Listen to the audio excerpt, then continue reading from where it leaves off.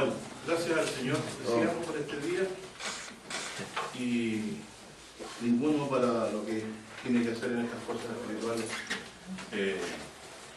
es suficiente, ¿cierto?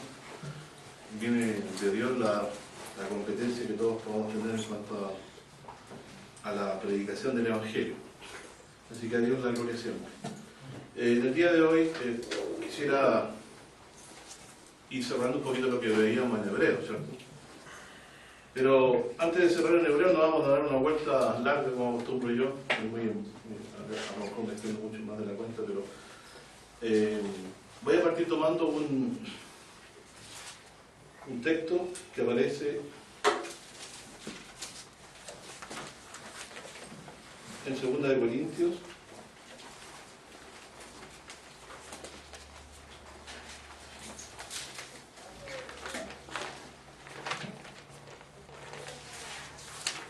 En el capítulo 12,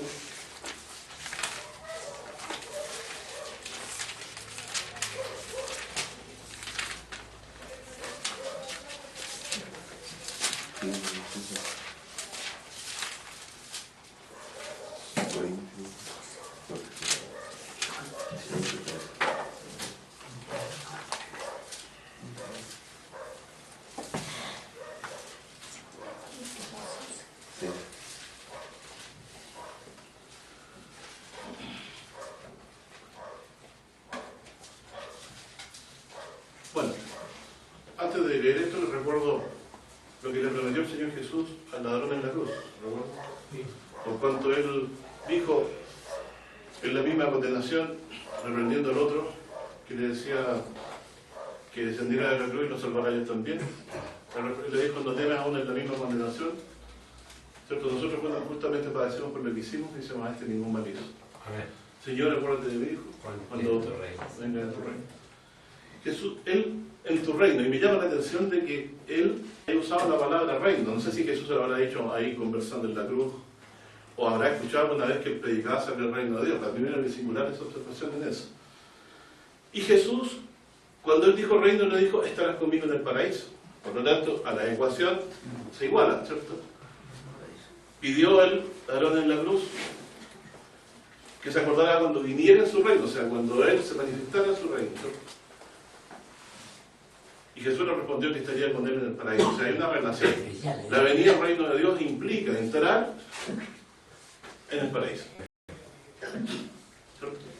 De hecho, el ladrón quedó ahí y espera. El apóstol Pablo dice que, así como Abraham y los demás, dice en Hebreo 11, no recibieron lo prometido. ¿Se recuerdan, no? Sí. Porque ellos fueron, no fueron resucitados por una cosa muy específica. Porque Dios quiere que en un momento de tiempo, en un día, se desarrolle el juicio de Dios. En el día de su regreso, dice, enviarán a los ángeles, ¿se recuerdan? Y recogerán a los justos. Y la paja la quemarán en el fuego. Porque había dicho la parábola, deja que el trigo y la cizaña crezcan juntamente hasta al final de la siega. Ustedes lo han leído eso. Así que, en ese día Dios separará a los que estén vivos y no hayan creído al lago de fuego, y a los que hayan creído serán resucitados. Es decir, será resucitado Abraham, todos los patriarcas, y nosotros justamente con ellos entraremos en el reino de Dios, que será donde nuestra entrada en la ciudad celestial. Jesús permitió moradas en la casa de su Padre. Seguramente ese mismo morada, dentro de esas moradas que tienen, es para este ladrón en la cruz. Moradas no significa, como lo creen los espiritistas, muchos mundos espirituales donde tú vas a tener te vayas a desarrollar en esto, acá o allá. No, es una ciudad donde Dios gobierna y está ahí. ¿Cómo la describe Isaías? Tal como la describe el Apocalipsis, ¿cierto? Dice que la claridad de Dios la iluminó. No tiene necesidad de sol ni de luna. Jehová te será por luz, dice. Tal como dice Apocalipsis, que la claridad de Dios la iluminó, que el sol es Jehová y el cordero es su lumbrera. ¿Lo han leído, cierto? Lo han leído. Por lo tanto, nosotros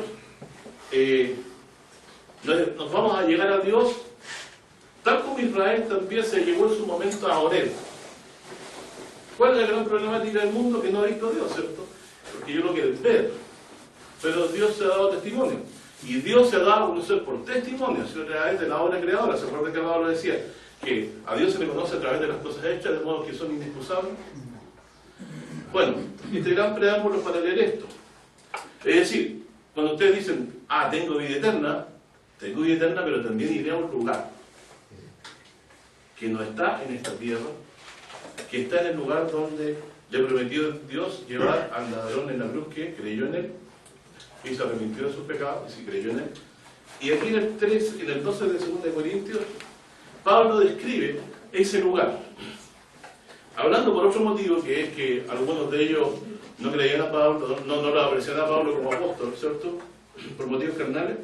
Él habla de sus revelaciones que tenía en el Señor y dice en el 12:1, cierto, no me conviene gloriarme. El problema de todas las personas, ¿cierto?, que siguen, predican la palabra de Dios, es el principal enemigo del envanecimiento, el ensoberbecerse sobre lo que saben, ¿cierto? Cuando eso pasa, y es probable que estemos siempre en el problema todos, pero principalmente el que está tomado por Dios para guiar o para enseñar, dice, ciertamente no me conviene gloriarme. Y aquí se arregla Pablo y cuenta esto. Más vendré a las visiones y a las revelaciones del Señor, se entiende, del Señor Jesucristo. Conozco a un hombre en Cristo que hace 14 años, si en el cuerpo, no lo sé, si fuera del cuerpo, no lo sé, Dios lo sabe, fue arrebatado hasta el tercer cielo. ¿Por qué puede ser en el cuerpo o no en el cuerpo? Recuerden Elías, ¿subió en el cuerpo o fuera del cuerpo?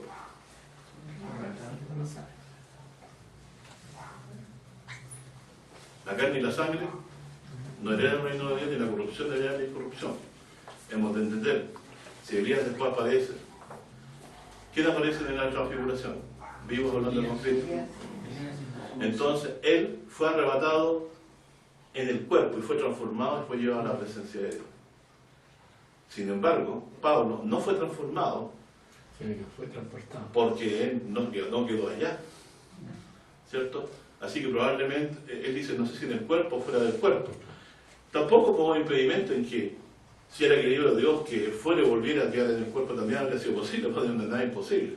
El punto es que él fue a un lugar, y aquí les quiero decir dónde vamos a vivir con el Señor, ¿cierto? Y este lugar será ahí hasta que regrese la ciudad santa del cielo a la tierra. Acuérdense que Jesús dijo, en la casa de mi Padre. ¿Dónde está esa casa? En la ciudad actual, que está destruida, desolada. ¿No? Está entregada a manos de los gentiles según la profecía de Dios, ¿cierto? ¿No es? El pueblo del príncipe que ha de venir destruirá la ciudad del santuario. Y hasta el fin de la guerra será talada con asolamiento. Más la de los cielos está sometida. Gálatas 4 dice, la Jerusalén de arriba es libre, es más de todos nosotros. Y este lugar se llama, dice, conozco un hombre de Cristo que hace 14 años en el cuerpo, no sé si fuera el cuerpo, no lo sé, Dios lo sabe, fue arrebatado al tercer cielo. Ese es el lugar. O sea, es en los cielos, en un lugar llamado tercer cielo. Conozco a tal hombre, si en el cuerpo o fuera del cuerpo, no lo sé, Dios lo sabe.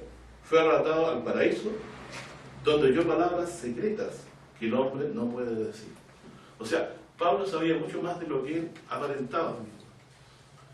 Porque tuvo la bendición de poder tener la certeza de que existía ese lugar a través de la visión que Dios le concedió.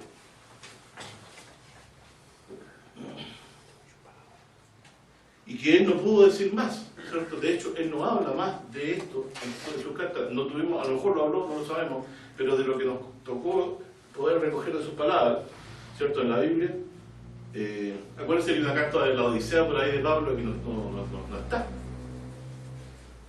Dice la carta de la Odisea se lee en vuestra iglesia también, pero no aparece esa carta de la Odisea. Pero Pablo, al menos lo que tenemos, no es para allá acerca de eso, ¿cierto? Fue arrebatado al paraíso, donde oyó palabras secretas que el hombre no puede decir. De este tal me gloriaré, más de mí mismo nada me gloriaré. O sea, ¿en qué se está gloriando en él?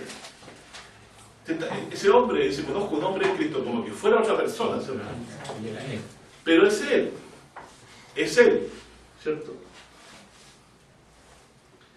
Dice que en ese hombre se gloria. Uno nunca se gloria en cosas que no le corresponden. Él está se está gloriando y gozando de que Dios le mostró el paraíso. ¿Dónde está el paraíso? En el tercer cielo. ¿Saben ustedes que en medio de la ciudad está? O sea, en medio de la ciudad está el árbol dice el árbol de la vida, y dice la Biblia que es el paraíso de Dios. O sea, el paraíso para nosotros es la ciudad de Jerusalén celestial que está en los cielos. ¿Sí? Uno se gloria en el hombre que Dios formó. Y si Dios nos formó, uno se está gloriando. Uno se está gloriando en Dios. Esa es la idea, ¿no? En lo que Dios nos da, en la transformación.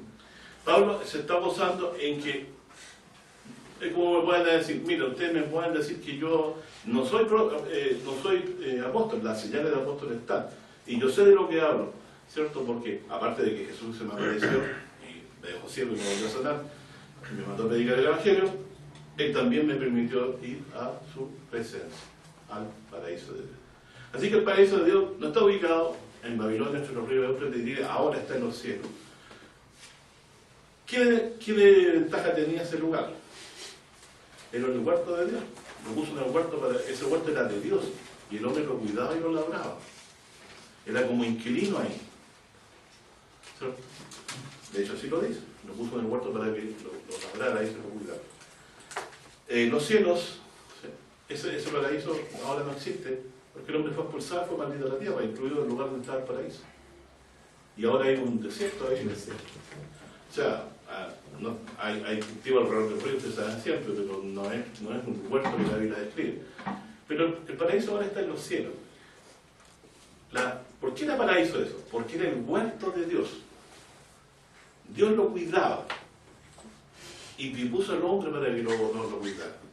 Es decir, creó a los ángeles y creó al hombre un labrador para que le cuidara su huerto. Eso éramos nosotros. Pero lo hermoso de esto es que, aun siendo hechos de barro, Dios hablaba con Adán.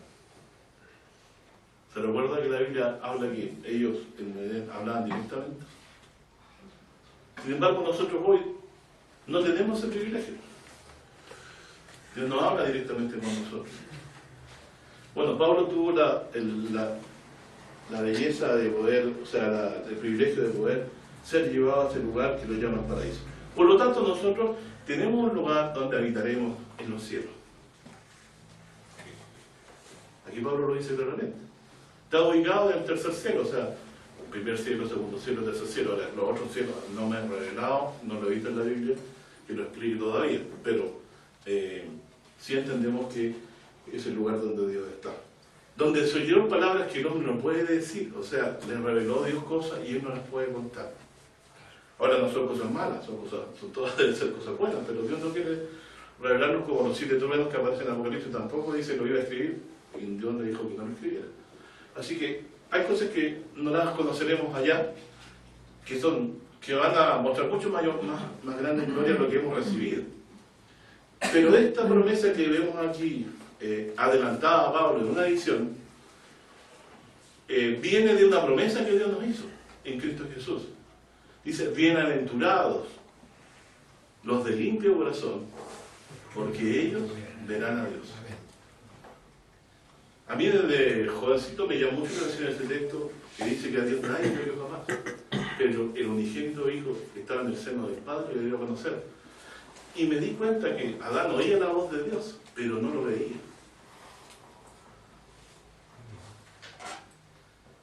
Sin embargo, nosotros en el reino de Dios vamos a verlo. Antiguamente, en el Éxodo, ver a Dios significaba morir. Dios había dicho, no verá hombre en mi rostro y vivirá. Y es por eso que a Moisés le permitió ver sus apariencias o sus espaldas, como dice la traducción más dura del hebreo. Cuando lo escondió en el monte Oreb, cuando recibía la ley, Moisés le había pedido ver su gloria. ¿Se recuerdan que una vez estudiamos ese tema? Moisés le dijo al Señor, muéstrame tu gloria.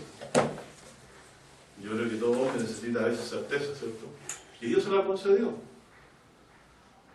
Fue escondido, mientras Dios pasaba de espaldas, supuestamente, o hizo la espalda, lo cubrió con la mano y lo puso en la hendidura de la peña, y él vio pasar la presencia de Dios, pero no vio su rostro. Más nosotros, hoy tenemos el privilegio de saber de que veremos a Dios cara a cara.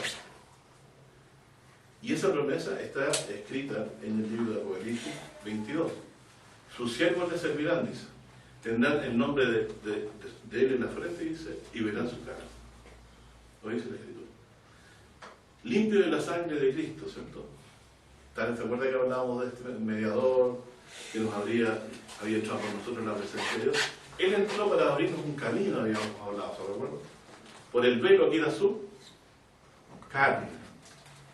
El velo se partió. Se separó el lugar santo del Santísimo. Ahora todo es Santísimo. Jesús entra a la presencia de Dios con nosotros, con la sangre derramada en la cruz, para que nosotros ahora podamos entrar en el santuario de Dios. Por lo tanto, esta obra redentora en la cruz es tan suficiente para salvarnos, que nos lleva limpios de nuestros pecados a presentarnos ante la misma presencia de Dios, para vivir en ese tercer cielo, en esa ciudad santa que el Señor nos ha traído. Entonces, Pablo, referente a esto, dice: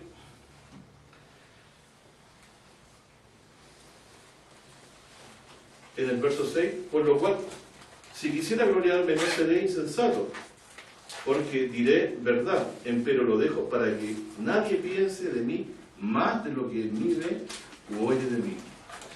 Y porque la grandeza de las revelaciones no me levanten descomedidamente, me es dado un aguijón en mi carne, un mensajero de Satanás que me ofrece para que no me enaltezca sobremanera.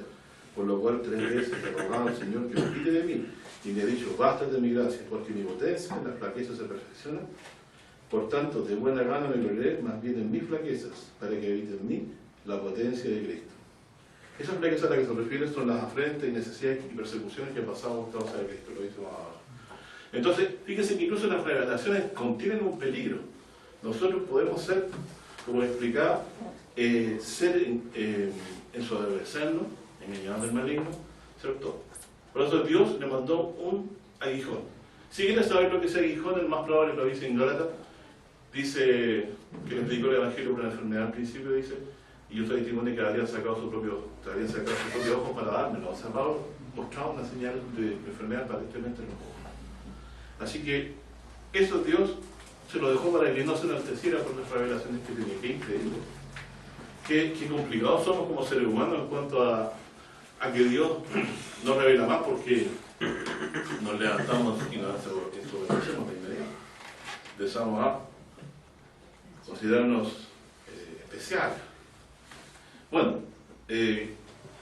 yo quise hacer esta lectura hoy día, porque nunca se ha leído así, para que ustedes sepan que tienen un lugar donde irán. Y la casa que tenemos acá en la tierra se deshace. Es transitoria. No permanece. De hecho, nuestra misma habitación, en este cuerpo que vivimos, Pablo le llama que es algo que se va a desechar, ¿cierto? Bueno, vamos a saber cómo es ese lugar, entonces. ¿Cuál es ese lugar? ¿Cómo es ese lugar en el tercer cielo? ¿Cierto? Vamos a leer algunos textos que están aquí en la pizarra. En Isaías 16 anunciaba esto. 16:5.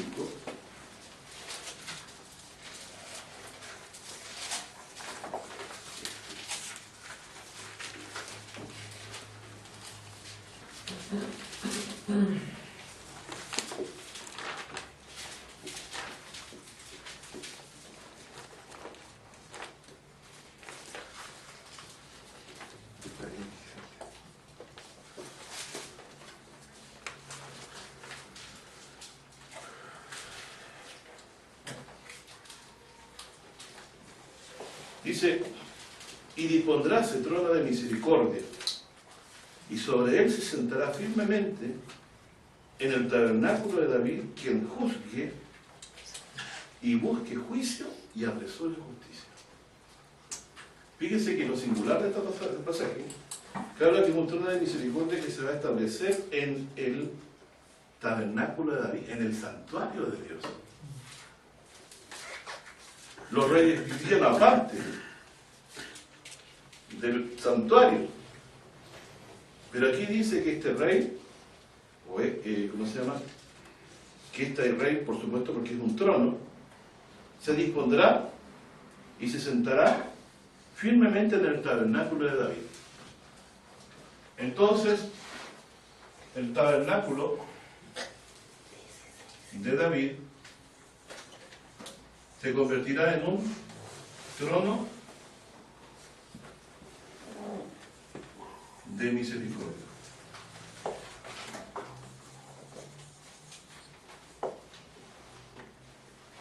Un trono de misericordia. ¿Qué les parece? Dice: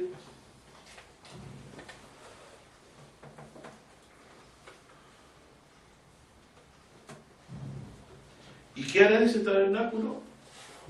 Juzgue y busque el juicio y apresure justicia. Traerá entonces juicio y justicia.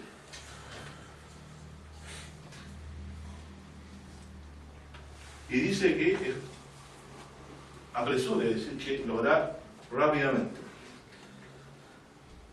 Entonces, el tabernáculo de David, ¿cierto?, es el lugar donde se sentará alguien en un trono de misericordia. Jesucristo, según el Salmo 110, ¿dónde se sentó? A la diestra de Dios. ¿Y dónde está el trono de Dios hoy? Vamos a Apocalipsis. En el capítulo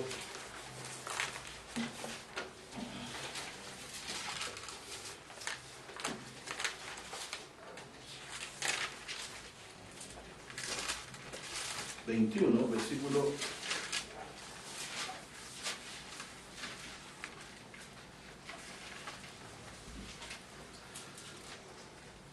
1 dice: y vi un cielo nuevo y una tierra nueva, porque el primer cielo y la primera tierra se fueron, y el mar ya no es.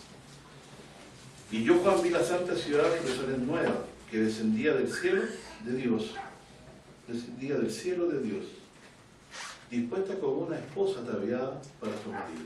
Es decir, la ciudad está en los cielos y algún día descenderá. En los días de Juan, él la veía en los cielos, ¿cierto? Pero que descendía, o sea, en algún momento descenderá, ¿cierto? Tal como Pablo decía, la Jerusalén de arriba es libre, o sea, Pablo le enseñaba que estaba arriba. Y en Hebreos 11 dice que Dios a los patriarcas les había aparejado una ciudad. Por eso es que ellos murieron sin recibir lo prometido. O sea, lo prometido es entrar en esta ciudad, a morar con Dios. Y aquí entonces, y para eso hemos sido limpiados la sangre de Cristo. O sea, si ustedes me dicen, ya, yo estoy limpio la sangre de Cristo y voy a tener vida eterna, pero ¿dónde voy a estar, cierto? Ya sabemos, es en el tercer cielo, el paraíso de Dios. Es esta ciudad, Jerusalén nueva, donde se ha sentado un trono de misericordia. ¿Hay trono de misericordia en los cielos para ti hoy, mi hermano? ¿Se acuerdan que decimos que Jesús intercede por nosotros? ¿Lo estudiamos lo mismo pasado?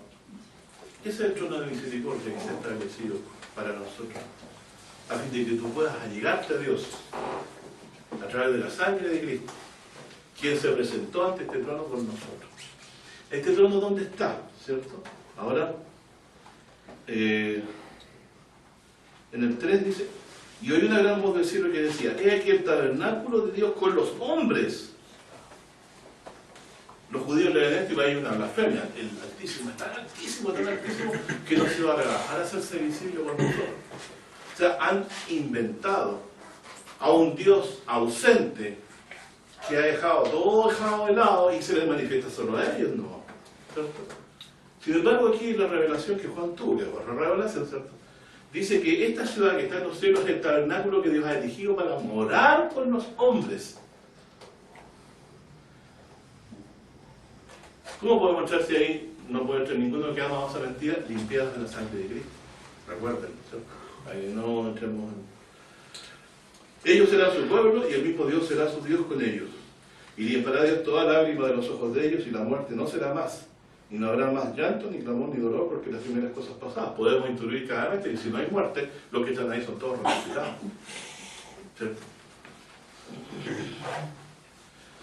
Y el que está sentado en el trono dijo, he aquí yo hago nuevas todas las cosas. Y me dijo, escribe estas cosas. Escribe estas, dice, escribe, porque estas palabras son fieles y verdaderas. Es decir, todo lo que leíste antes, mi hermano, es fiel y verdadero, como también lo que puedes leer después. Dice, y díjome, hecho es, yo soy alfa y omega. ¿Sabes lo que significa que significa que es alfa y omega? El alfa y la omega es el principio y el fin del alfabeto. Todas las palabras se pueden nombrar en la combinación de esas letras. ¿Cierto? Principio y fin. Yo soy alfa y omega, principio y fin. O sea, el alfa representa el principio que parecía obvio y el omega significa el fin. Todas las cosas tienen un principio y un fin en Dios. Por ejemplo, en el principio creó Dios los cielos y la tierra. Y luego en el fin de las cosas, cuando el Señor venga, ¿qué hará? Hará juicio, justicia, destruirá al impío, a quien no se haya arrepentido y creído en Jesús. Pero los que hayan creído al remanente, eso irán a vivir en ese lugar. Y vemos que ese trono de misericordia hoy está. Esa Jerusalén está en los cielos. De hecho, Hebreos dice, 11 les había aparejado ciudad. Entonces David decía, mejor es un día en tus atrios que 1000 fuera de él. ¿Cuál era el deseo de David de tener esas cosas? ¿Dónde tenía puesto su esperanza? Dice que aún el gorrión ha añadido en tu casa. O sea, tenía envidia del gorrión. ¿Dónde quería morar él? Morar con Dios. ¿Dónde se podría sentir más seguro? Si pudiera ver a Dios y estar al lado de él. Por lo tanto, aquí no estamos hablando de que hay que venir a la iglesia porque venimos aquí porque esperamos una ciudad cuyo arquitecto, tal como Abraham la esperó, y fundador es Dios. ¿Se acuerdan que dice eso? Y nos ha aparejado ciudad. Y esa es la casa del Padre, donde fue a preparar moradas para nosotros. Así que Pablo tuvo ese privilegio de ver estas cosas, y los patriarcas del Antiguo Testamento también, como Isaías que acabamos de leer, visualizó por el Espíritu de Dios un trono de misericordia, donde se sentaría quien hiciera juicio y justicia. Ustedes saben que esa ciudad no va a quedar en el cielo. Bajará después de los 1000 años a la tierra y tratará de ser destruida en la batalla de Gog y Magog, donde Satanás engañando a todos los que resucitan para condenación después de los 1000 años, los reunirá en la batalla. Y se cumplirá esto de que Dios hará juicio en ellos en Gog y Magog, porque se va a glorificar ante los ojos nuestros. Dice, me glorificaré en ti, oh Gog. ¿Se recuerdan que el Salmo dice que caerán a tu lado 1000 y 10.000 a tu diestra, mas a ti no llegará? Ahí se cumplirá, y se cumple hoy también para quien Dios protege también. No solo estaremos en la casa del Padre, seremos testigos de la destrucción de todos los enemigos de Dios de todos los tiempos. Dice, piedra pesada es Israel, ¿cierto? Y caerá sobre todos los que se la cargaren, dice. Es decir, Dios va a hacer juicio sobre las naciones, y el engaño final va a ser querer destruir la ciudad del Dios vivo. O sea, aquella ciudad que Dios ha manejado para los justos, que ha sido limpio los ángeles, que va a bajar a la tierra, van a tratar de ser destruidas. Pero nosotros no vamos a mover un dedo, dice, el fuego de Dios nos va a devorar. Tal como dice la profecía de Ezequiel 37 y 38, lloverá fuego de Dios. O como dice otro profeta, se le desarmarán los ojos, dice, en las cuencas por el fuego de Dios. Bueno, esto que esperamos ver, fíjense, vamos a ser testigos de dos grandes eventos. Así como Dios quiso convertir el corazón de Israel haciéndolo ver el juicio sobre los egipcios, nosotros vamos a ser testigos del regreso de Cristo en gloria. Ya no van a que contar cuentos, ¿cierto? Vamos a haber visto, ser partícipes de visto Cristo y partícipes de la resurrección. Participar en un cuerpo semejante a la gloria suya. Aún no se ha manifestado lo que hemos de ser. Ahora somos hijos de Dios, pero aún no se ha manifestado lo que hemos de ser. ¿Cómo será ese cuerpo? Los que leyeron ¿cómo se llama? El WhatsApp, cuando estudié el estudio, se lo van a acordar, ¿cierto? Dice, transformará el cuerpo en otra bajeza para que sea semejante al cuerpo de su gloria. Iremos a la presencia de Dios. ¿Qué significa semejante al cuerpo de su gloria? Jesús lo dijo, los justos serán como los ángeles de Dios en los cielos. Los justos resplandecerán como el sol al reino de su Padre. O sea, las glorias que nos aguardan son enorme. Ver a Dios ya es el más grande de todos los consuelos, estar con Cristo para que Él nos pastoree. David decía que su alma solo estaba callada en Jehová. A esto se refería, él anhelaba este lugar, anhelaba estos atrios. Y ahora para nosotros es claramente posible, porque hizo Jesús un sacrificio suficiente en la cruz para pagar nuestros pecados, de tal manera que no muere más. ¿Se acuerdan que estudiamos? Hizo un solo sacrificio por nuestros pecados.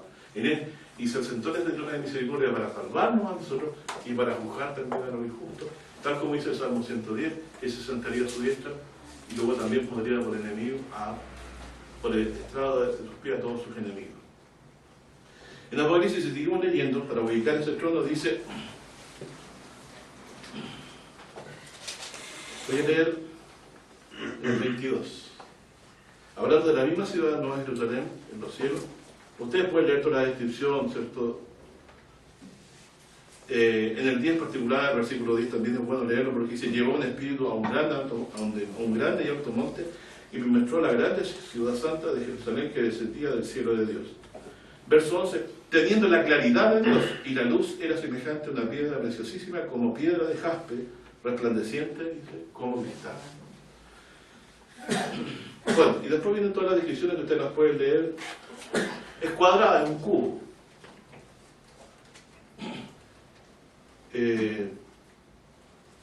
Y esta ciudad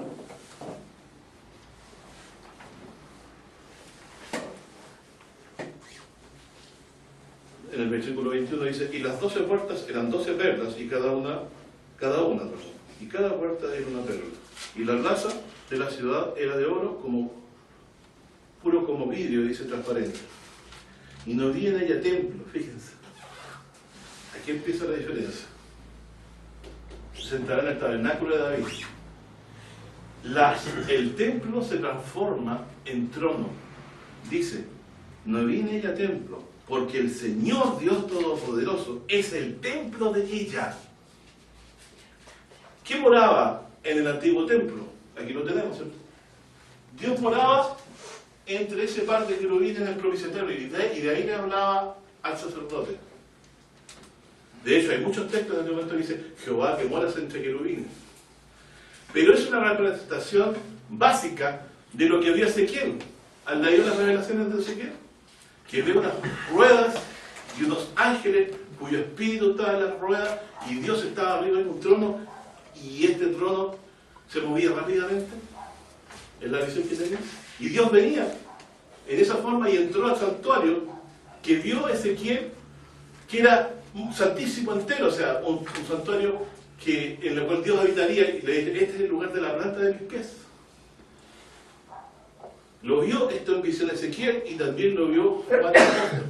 Así que si alguien dice, no, Juan se le anduvo equivocando, pasando la mano acá, si usted va y lee Ezequiel, se concuerda la explicación. Un monte alto, un santuario, todo por ahí, Dios llena con su gloria ahí. Y aquí nos dice que el templo, o sea, este lugar, ya no existe, porque Dios es el templo.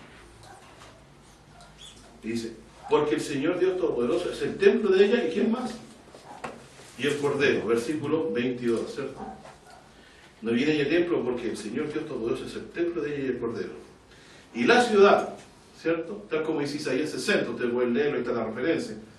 Y la ciudad no tenía necesidad de sol ni de luna para que resplandezca en ella, porque la claridad de Dios la iluminó y el Cordero era su lumbrera. Es como que el sol y la luna están representados en Dios y en su Hijo Jesucristo, ¿cierto? Y ellos son los que iluminan la ciudad. Y las naciones que hubieran sido salvas, dice, andarán a la lumbre de ella, y los reyes de la tierra traerán su gloria y honor a ella. O sea, los que hayan sido resucitados, entiendo, y sus puertas nunca más serán cerradas de día, porque allí no habrá noche, y llevará la gloria y la honra de las naciones a ella.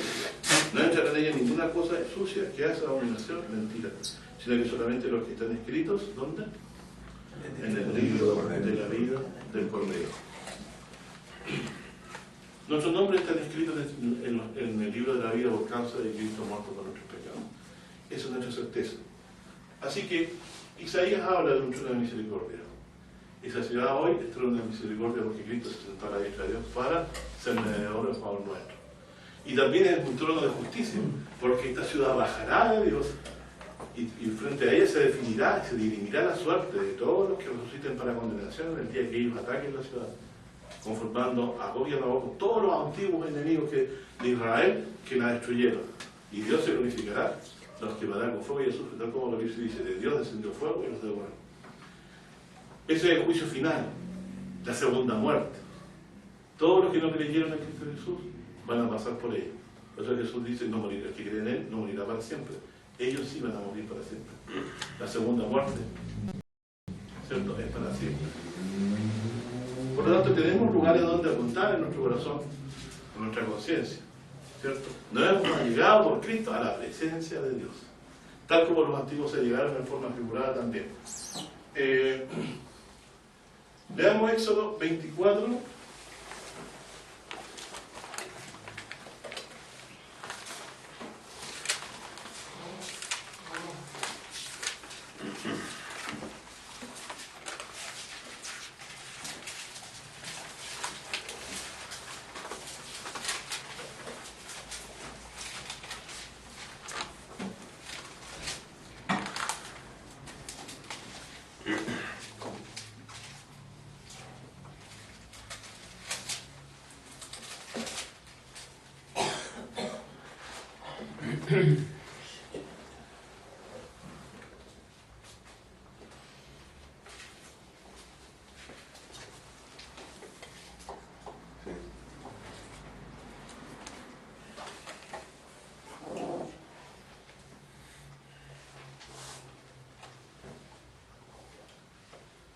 Éxodo 24.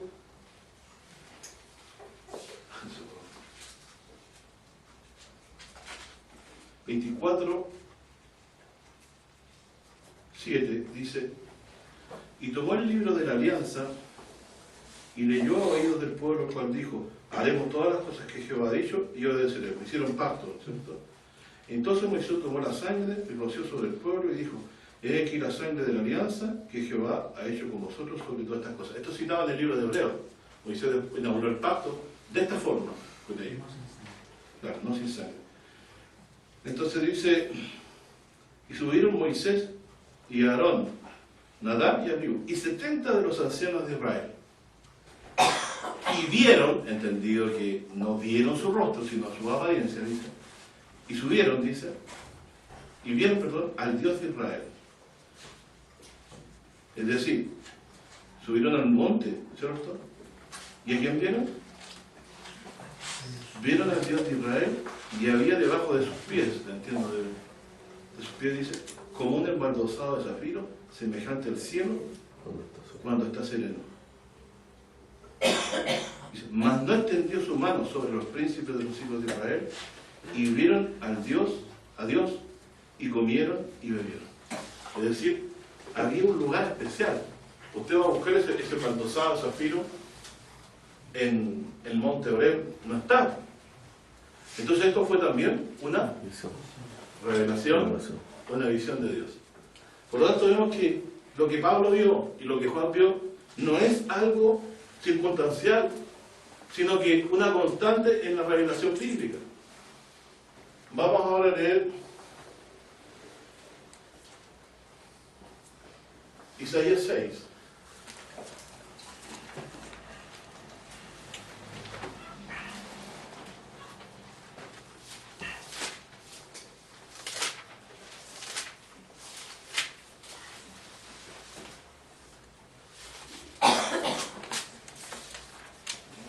Uno dice: en el año que murió el rey Usías, vi yo al Señor sentado sobre un trono alto y sublime. Mira.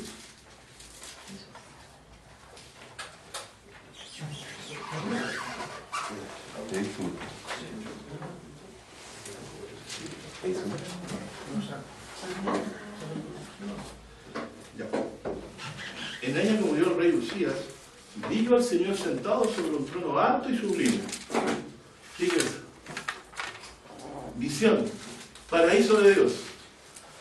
Es decir, que esta visión que tuvo Pablo fue muy parecida o similar, ¿cierto?, a ver a Dios, ¿cierto?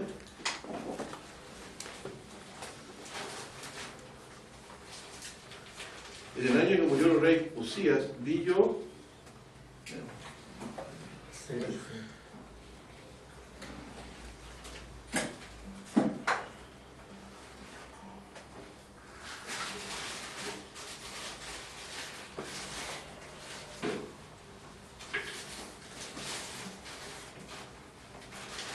En el año que murió el rey Usías, vi yo al Señor sentado sobre un trono, alto y sublime, y sus faldas henchían el templo, y encima de él estaban serafines.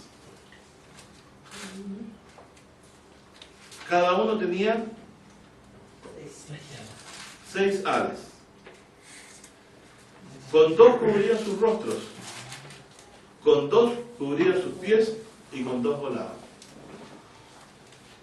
Y el uno al otro daba voces diciendo: Santo, Santo, Santo, Jehová de los ejércitos, toda la tierra está llena de su gloria. Y los quiciales de las puertas se estremecieron por la voz que clamaba, y la casa se llenó de humo.